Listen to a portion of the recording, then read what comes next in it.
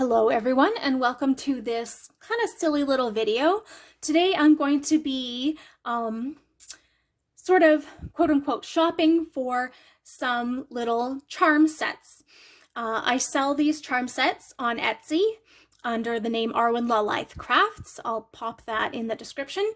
And charm sets are typically used for, I believe the term is lithomancy readings, which is sort of like a tarot reading or a tea leaf reading in that it relies on the symbology of the different charms. And you can get different mats. Usually they'll have a circle and it's divided into different categories. I'll add some more information about this form of divination in the description box. And so for now, just enjoy helping me shop, quote unquote shop, for these little charm sets. So I've got a ton of charms that I've procured over the last year or so. And I'm just going to pop them into whatever one that I'm compelled to assign them to. So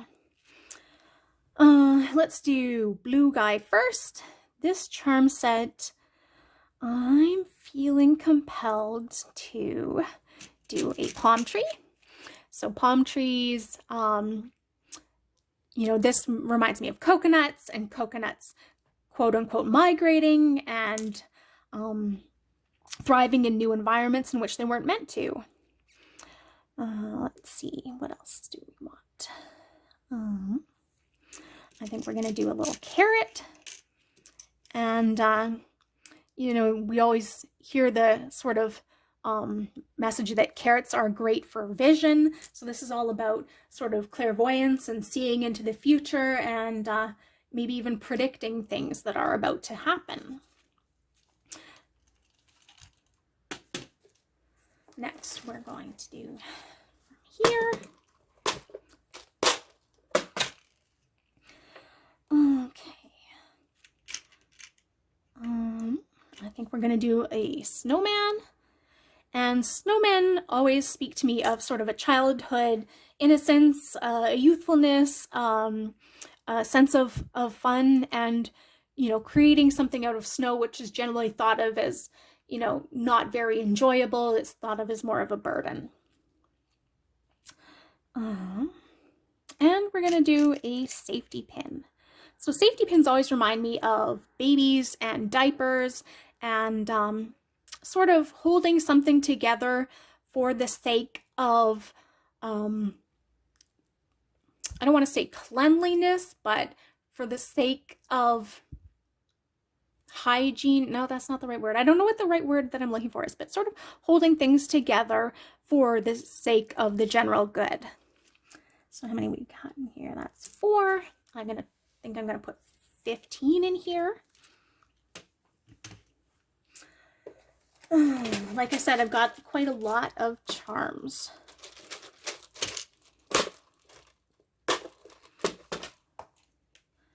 Okay, we're going to do a little planet. So this is sort of the outer reaches of our knowledge, things that we haven't really fully explored about the world and about ourselves. And we're gonna do a dinosaur. So the dinosaurs are all about sort of extinction events. So things that maybe should have prevented us from moving forward, things that we no longer need about ourselves, things that we can sort of let go as being part of the past that no longer serve us. And in here, we're going to go with a horseshoe. So horseshoes are all about protecting what's fragile about yourself, things that are maybe easily damaged, and learning how we can augment them and protect them. So that's 6, I think. Next, we're going to get a little dog. And so dogs are all about domestication, about sort of selection, you know, selecting the qualities that we like to create something that can serve us. Okay, next we've got a little cowboy boot. And cowboy boots generally speak to me of protecting the ankle, protecting yourself from toxicity, from venom, from snake bites, from things that might harm you. Okay, we're going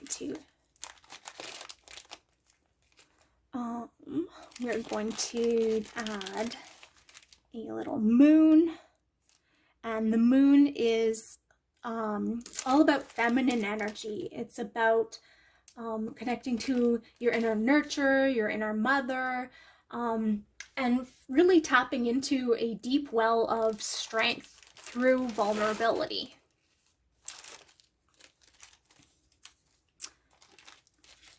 And I've already lost count of how many that was. That's okay. Okay. Next, we've got a little mermaid. And mermaids are sort of like, you know, finding joy in, not mythical things, but stories, I guess. Childhood stories, things that once brought us joy that maybe we can still find joy in again.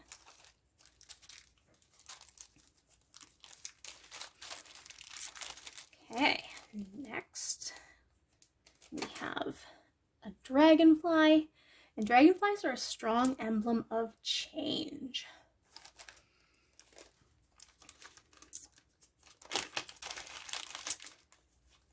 Okay, next we've got a little key. Keys are all about unlocking doors, things that might seem closed to us, but are only closed so long as we don't have the right tools to open them. And I'm actually going to put one of those in the yellow guy too.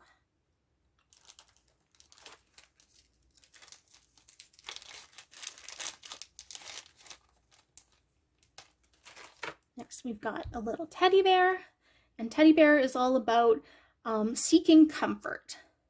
Let me just count how many I've got here. 1, 2, 3, 4, 5, 6, 7, 8, 9, 10, 11, 12, 13, 14. Okay, just need one more for this guy. And I think that is going to be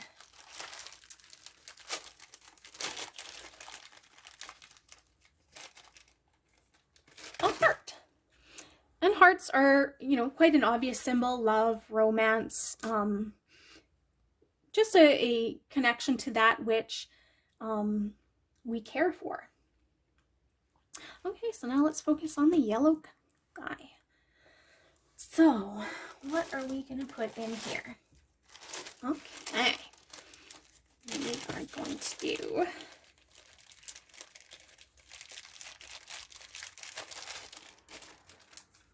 an apple.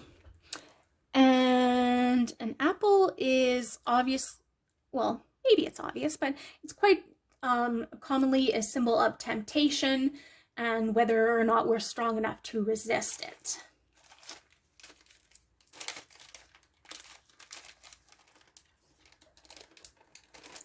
Okay, we've got a little bee, and bees are very much a reminder to be environmentally conscious, to be, you know, caretakers of the environment that we're in. And it's also a message of how our labor may be taken advantage of. Okay. We're gonna do a starfish. And starfish are all about you know, regrowth, regeneration, and, you know, recreating yourself from woundings or you know, things that may have harmed us. Okay, we've got a pair of swans. Swans are a very elegant symbol. A symbol, they're also a symbol of romance, and sort of a regal energy. So often this speaks to me of a person specifically, but you know, that may not be the case for every reader. Okay, okay, we're gonna do a little dream catcher. And dream catchers are all about making space for the good in your life without allowing negative energy to enter as well. Okay. We're gonna do, we're gonna do a playing card. So this is all about taking chances, and taking risks, and maybe a message to make sure you're doing so safely and wisely. So next we're going to do a tree of life. So this is very much a connection to the universe, connection to our chakras, connection to spirituality, you know, everything being sort of interconnected. And we're gonna do a little mouse. And mice are sort of villainized. You know, we often think of them as carrying diseases, but in a lot of ways, they're very much a symbol of survivors. Because, let's see, how many do we have in here? 1, 2, 3, 4, 5, 6, 7, 8, 9. Okay, number 10. We're going to do a witch, and the witch is very much a symbol of another symbol of female power, but it's also a symbol of female power being villainized, being weaponized. We're going to do a little book here, and this is a symbol of your Akashic records. So that's 11.